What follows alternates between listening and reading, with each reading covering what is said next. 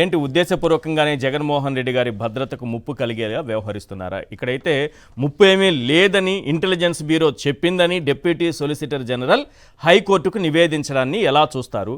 నిన్నటికి నిన్న జగన్మోహన్ రెడ్డి గారి నివాసం నుంచి ఉన్నటువంటి బుల్లెట్ ప్రూఫ్ వాహనం, సొంత వాహనాన్ని కూడా తీసుకెళ్ళిపోయారు.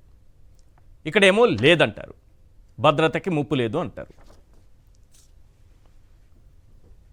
మీ ఆడియో మ్యూట్లో ఉన్నట్టుంది, ఒకసారి చూసుకోండి సార్. లేదండి. నమస్తే ఈశ్వర్ గారు, వినిపిస్తుందండి? రైట్. యా నమస్తే ఈశ్వర్ గారు, మీకు తోటి ప్యానలిస్టులకి, సాక్షి టీవీ వీక్షకులందరికీ కూడా గుడ్ ఈవినింగ్ సార్. నమస్తే సార్, ఇక్కడ మనం ఆలోచించాల్సిన విషయం ఏంటంటే సార్, కొన్ని డాట్స్ దగ్గర అన్నింటినీ కలుపుతూ ఒక నెరేటివ్ క్రియేట్ చేస్తా ఉంది సార్ ప్రభుత్వం అండ్ ఎల్లో మీడియా.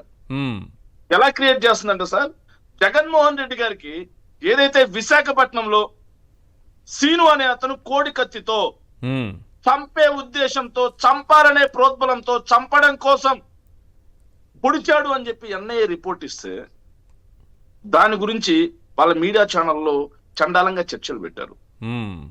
ఈ రోజుటికి పవన్ కళ్యాణ్ గారు దాన్ని హాస్యంగా మాట్లాడతారు, ఈ రోజుటికి లోకేష్ గారు హాస్యంగా మాట్లాడతారు, ఈ రోజుటికి చంద్రబాబు నాయుడు గారు హాస్యంగా మాట్లాడతారు. ఆ ఎల్లో ఛానల్స్ కూడా దాన్ని హాస్యంగానే చూపిస్తాయి సార్.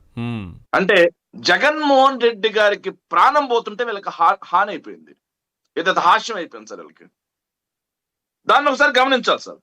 తర్వాత మీరు చూపించినట్టే సార్, ఏదైతే సెప్టెంబర్ 5 సార్ SSRC అంటే స్టేట్ సెక్యూరిటీ, ఏదైతే సెక్యూరిటీ రివైజర్ కమిటీ అనేది ఒకటి నివేదిక ఇచ్చింది. జగన్మోహన్ రెడ్డి గారికి ప్రాణహాని ఉంది, Z+ కేటగిరీ భద్రత కొనసాగించాల్సిందే అని చెప్పారు సార్. మరి Z+ భద్రత కొనసాగుతుందా సార్? Z+ భద్రత కొనసాగే పాటైతే ఇట్లా ఎందుకు ఉంటది? ఆ హెలికాప్టర్ దగ్గర అట్లా ఎందుకు పైన పడతారు? నిన్న ఏదైతే సత్తెనపల్లికి వెళ్ళేటప్పుడు ఆయన కారు బానెట్ పైకి ఎక్కి, ఆయన అభిమానో తెలియదు, అభిమాని ముసుగులో వచ్చినటువంటి తెలుగుదేశం పార్టీ వల్ల తెలియదు, ఎవరో తెలియదు సార్. రోప్ పార్టీ ఏర్పాటు చేశామని హోంమంత్రి గారు చెప్తారు. రోప్ పార్టీ ఏర్పాటు చేస్తే ఆ అభిమానిలో ఆ వ్యక్తులందరూ కూడా జగన్మోహన్ రెడ్డి గారి కారు బానెట్ ఎలా ఎక్కుతారు సార్? ఎలా ఎక్కుతారు బానెట్లు? ఆలోచన చేయాల్సిన విషయం సార్. ఇంకోటి, జగన్మోహన్ రెడ్డి గారు వీళ్ళందరూ 11 సీట్లతో ఓడిపోయారు, జగన్మోహన్ రెడ్డి గారు రాజకీయంగా పతనం అయిపోయారు అని చెప్పేసి ఆనందపడ్డారు సార్. కొంతమంది అయితే రాజకీయంగానే చనిపోయారు, భౌతికంగా చంపేయాల్సిందే అని చెప్పేసి ప్రస్తుత స్పీకర్ గా ఉన్నటువంటి అయ్యన్న పాత్రుడు లాంటి వాళ్ళు మాట్లాడారు సార్. తరువాత ఏం జరిగిందంటే సార్, జగన్మోహన్ రెడ్డి గారి తొలి పర్యటన వినుకొండ, రషీద్ కుటుంబాన్ని పరామర్శించడం కోసం వెళితే ఏదో డొక్కు బుల్లెట్ ప్రూఫ్ వాహనం ఒకటి ఇచ్చారు. అయినా సరే దాన్ని వదిలేసి జగన్మోహన్ రెడ్డి గారు వేరే వాహనంలో వెళ్ళి వాళ్ళని పరామర్శిస్తూ వస్తే జనం తండోపతండాలుగా వచ్చారు సార్. అక్కడ ఒక డాట్ సార్. తర్వాత అది జరిగిన తర్వాత జగన్మోహన్ రెడ్డి గారు తిరుపతి వెళ్ళారు సార్. తిరుపతి వెళ్తే తిరుపతి దగ్గర లారీలు అడ్డు పెట్టారు సార్. జగన్మోహన్ రెడ్డి గారు నడిచిపోవాల్సిన పరిస్థితి సార్. మరి Z+ భద్రతా కేటగిరీ ఉంటే పైలట్ ఏమయ్యారు? పైలట్ వెహికల్ ఏమైంది? రోప్ పార్టీలు ఏమయ్యాయి? ట్రాఫిక్ క్లియరెన్స్ ఏమైంది? దానికి సమాధానం చెప్పరు సార్. జగన్మోహన్ రెడ్డి గారి భద్రత గాలికి వదిలేస్తారు. తర్వాత సార్ రాఫ్తాడ్ తీసుకోండి సార్, హెలీప్యాడ్ చుట్టూ సార్, హెలీప్యాడ్ దగ్గరికి అభిమానులు వెళ్ళారా? అభిమానుల ముసుగులో సంఘ విద్రోహ శక్తులు ఉంటే జగన్మోహన్ రెడ్డి గారి ప్రాణానికి ఎవరు బాధ్యత తీసుకుంటారు? ఎవరు బాధ్యత తీసుకోవాలి? ప్రభుత్వమే కదా. ఆ పైలట్లను కూడా వేధిస్తున్నారు సార్ విచారణ పేరుతో. నెక్స్ట్ ఏ సంస్థ కూడా ముందుకు రాకూడదు హెలికాప్టర్లు ఇవ్వకుండా. సార్, జగన్మోహన్ రెడ్డి గారికి ఎవరు హెలికాప్టర్లు ఇవ్వకూడదు. జగన్మోహన్ రెడ్డి గారికి ఉన్నటువంటి బుల్లెట్ ప్రూఫ్ వెహికల్స్ పాతది ఇవ్వాలి. ఒకవేళ ఆయనే కోర్టు ద్వారా కొత్తది కొనుక్కుంటే దాన్ని కూడా స్వాధీనం చేసుకోవాలి. జగన్మోహన్ రెడ్డి గారు బయటికి రావాలంటే భయపడే పరిస్థితి తీసుకురావాలి, తద్వారా లబ్ధి పొందాలి. సార్, నేను మీకు వీడియో చూపిస్తాను సార్, మీరు దయచేసి ఎవరు నవ్వద్దు సార్. ఇక్కడ ప్యానెల్లో ఉండే వాళ్ళు ఎవరు నవ్వితే రాష్ట్రంలో కొత్త చట్టం వచ్చింది సార్, కేసులు పెడతారు. ఏమైంది? ఈ రోజు మచిలీపట్నంలో సార్ చంద్రబాబు గారి పర్యటన సార్. ఫుల్ స్క్రీన్ తీసుకోండి. 1 minute సార్. మచిలీపట్నంలో చంద్రబాబు గారు ఈరోజు బాగా అద్భుతంగా సార్, ఎక్కడ జనం కూడా కనిపించలేరు సార్. ఫుల్ స్క్రీన్ ఇవ్వండి, చూడండి సార్, ఎక్కడ జనం లేరు. అలాగే ఉంచండి, క్లియర్గా కనిపిస్తుంది. అదే లోకేష్ గారి పర్యటన. ఎస్ సార్, మచిలీపట్నంలో ఈ రోజు లోకేష్ గారి పర్యటన సందర్భంగా తండోపతండాలుగా తరలి వచ్చినటువంటి జనం సార్. మరి మచిలీపట్నం సముద్రం మొత్తం మీరు కూడా నవ్వకండి అని జనం అంటున్నారు, వచ్చింది సార్. మీరు నవ్వకండి అంటున్నారు. అక్కడేమో లోకేష్ గారికి జనం లేరు, ఇటేమో జగన్మోహన్ రెడ్డి గారికి ఆ స్థాయిలో జనం వస్తున్నారు. మరి ఓట్లేసిన ప్రజలే వాళ్ళ దగ్గరికి రావట్లేదంటే వాళ్ళు ఓట్లేసారో లేదో మనకు తెలియదు, కానీ దాని గురించి చర్చలోకి వెళ్ళలేము. మరి సార్. జగన్మోహన్ రెడ్డి గారిని ఆపాల్సిన అవసరం ప్రభుత్వానికి ఉంటుందా లేదా, లోకేష్ గారికి సార్ ఉంటుందా అందుకే ఉండదా? కదా సార్ సార్ అందుకే కదా సార్ కరకట్ట ఇంట్లో జగన్మోహన్ రెడ్డి గారు బయటకు వచ్చిన ప్రతిసారి 2 నుంచి 3 టీవీలు పగిలిపోతున్నాయి. దేనికి? ఊరికే పగిలిపోతున్నాయా ఆ, సార్? జగన్మోహన్ రెడ్డి గారు 11 సీట్లకే పరిమితం చేశామని విర్రవీగిన వాళ్ళందరికీ ఈ రోజు రాత్రులు నిద్ర పట్టట్లేదు. జగన్మోహన్ రెడ్డి గారు బయటకు వస్తే జనం స్వచ్ఛందంగా తండోపతండాలుగా వస్తా ఉన్నారు సార్. ఉమ్, కానీ వీళ్ళు బయటకు వెళ్తే నలుగురు కూడా వచ్చే పరిస్థితి లేదు.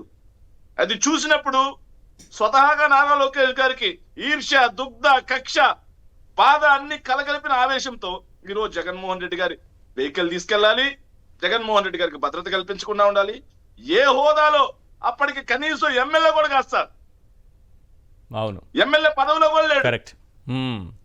ప్రధాన కార్యదర్శిగా ఉన్న అతనికి వై కేటగిరీ భద్రత కలిగించారు. ఎస్.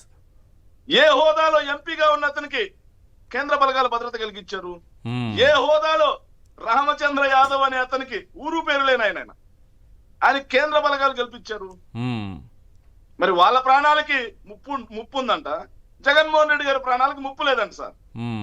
సార్ ఇక్కడ డాట్ సార్ మీరు ఈ రోజు ఈనాడు పేపర్ లో చూపించారు సార్. అవును, జగన్మోహన్ రెడ్డి గారు చుట్టూ తిరిగే వాళ్ళు బ్లేడ్ బ్యాచ్, గంజాయి batch, betting batch, psycho batch అంట సార్. ఈ నెరేటివ్ ఎందుకు చేస్తున్నారు తెలుసా సార్? రేపు జగన్మోహన్ రెడ్డి గారి మీద పొరపాటున ఏదైనా దాడి జరిగితే జగన్మోహన్ రెడ్డి గారి అభిమానులే ఉన్మాదులు. ఎస్. ఆ సైకో బ్యాచ్ జగన్మోహన్ రెడ్డి గారి మీద దాడి చేశారు, ఆ గంజాయి బ్యాచ్ దాడి చేశారు, ఏదైతే ఆ బెట్టింగ్ బ్యాచ్ దాడి చేశారు అని చెప్పి ఒక ఇంప్రెషన్ ఇవ్వడం కోసం ఎప్పటి నుంచే మొదలెట్టారు సార్. ఎంత దుర్మార్గం సార్. మరి ఇలాంటి రాజకీయాల్ని తట్టుకొని మీరు నిలబడగలరా? ఈ విధంగా భద్రత తొలగించి ముప్పు కలిగిస్తూ ఉంటే బయట ప్రజల్లోకి వెళ్ళగలరా ఏంటి అసలు? సార్ మీరు ఏదైతే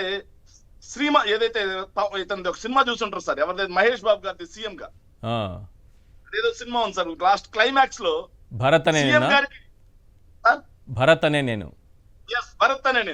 భరత్ అనే నేనులో సీఎం గారికి ప్రజలే వలయంలో ముందుకు వస్తారు సార్. ఓకే. అలాగే ఈ ప్రభుత్వం మీద కడుపు గాలిన ప్రజలు, ఈ ప్రభుత్వం మీద కడుపు గాలిన జగన్మోహన్ రెడ్డి గారి అభిమానులు రైట్, వలయంలో నిలబడి జగన్మోహన్ రెడ్డి గారిని కాపాడుకోవడానికి సిద్ధంగా ఉన్నారు సార్. ఈ ప్రభుత్వం ఎన్ని చేసినా సరే ఎవరు తగ్గేది లేదు. సార్ చివరిగా ఇంకో మాట చెప్పాలి రైట్. సార్, చివరిగా ఒక మాట చెప్పాలి సార్. చెప్పండి. ఇది ఏదైతే ప్రభుత్వం ఇచ్చింది అని చెప్పేసి సైకో బ్యాచ్ ఉంది, గంజాయి బ్యాచ్ ఉందని ఈనాడు పేపర్ వచ్చేసింది కదా సార్. సార్ నేను స్ట్రైట్ గా అడుగుతున్నాను సార్, ఏదైతే మీరు నిరుద్యోగ భృతి ఉద్యోగాలు ఇవ్వకపోవటం వల్ల, ఉన్న ఉద్యోగాలు తీసేయటం వల్ల రోడ్డున పడ్డ యువత ఈరోజు జగన్మోహన్ రెడ్డి గారి పక్కుంది. వాళ్ళ సైకో బ్యాచ్, వాళ్ళ గంజాయి బ్యాచ్, వాళ్ళ బ్లేడ్ బ్యాచ్, వాళ్ళ బెట్టింగ్ బ్యాచ్. మీరు మహిళలకు ఆడబిడ్డ నిధులు, సిలిండర్లని, అమ్మఒడని, చేయూతని, ఆసరా అని చెప్పి అన్ని కొట్టారు. మొన్న ఏదైతే సత్తెనపల్లి ప్రోగ్రామ్ లో జగన్మోహన్ రెడ్డి గారి చుట్టూ మహిళలు ఎక్కువ మంది పోయారు సార్. మరి వాళ్ళ గురించే మీరు రాతలు రాసింది? రైతన్న ఏడాదిలో మద్దతు ధర లేక నడ్డిరిగిపోయాడు, అప్పులు పాలైపోయాడు, ప్రభుత్వం నుంచి రూపాయి సాయం అందలేదు. వాళ్ళందరూ కడుపు గాలి జగన్మోహన్ రెడ్డి గారు చుట్టూ తిరుగుతా ఉన్నారు ఈరోజు. వాళ్ళ సార్ బ్యాచ్ ఇది, వాళ్ళ గురించే రాతలు రాస్తున్నారు. సో ఈ ప్రభుత్వం మీద వ్యతిరేకంగా ఎవరు మాట్లాడినా వాళ్ళు గంజాయి బ్యాచా, ఎవరు కలమెత్తినా సైకో బ్యాచా, ఎవరు పోరాటం చేసినా గంజాయి batch, psycho batch, betting batch అని రాస్తారా? ఇది జర్నలిజమా? స్ట్రైట్ గా సార్ ఇది జర్నలిజమా? ఈనాడు కిరణ్ కి ఏమాత్రం మనస్సాక్షి ఉన్నా జగన్మోహన్ రెడ్డి గారి చుట్టూ ఈ ప్రభుత్వం మీద కడుపు గాలి, ఈ ప్రభుత్వం పొడిచిన వెన్నుపోటుకి బాధితులై, ఈ ప్రభుత్వ దాష్టికాలకి నలిగిపోయినటువంటి ఆంధ్ర రాష్ట్ర ప్రజల్ని ఇంత నీచంగా చిత్రీకరిస్తున్నారు అంటే వీళ్ళు రాష్ట్ర ద్రోహులు కాదా? వీళ్ళని అసలు రాష్ట్రంలో కాదు సార్, వీళ్ళ పేపర్ ని రాష్ట్రంలో బ్యాన్ చేసినటువంటి అవసరం ఉంది సార్. రైట్.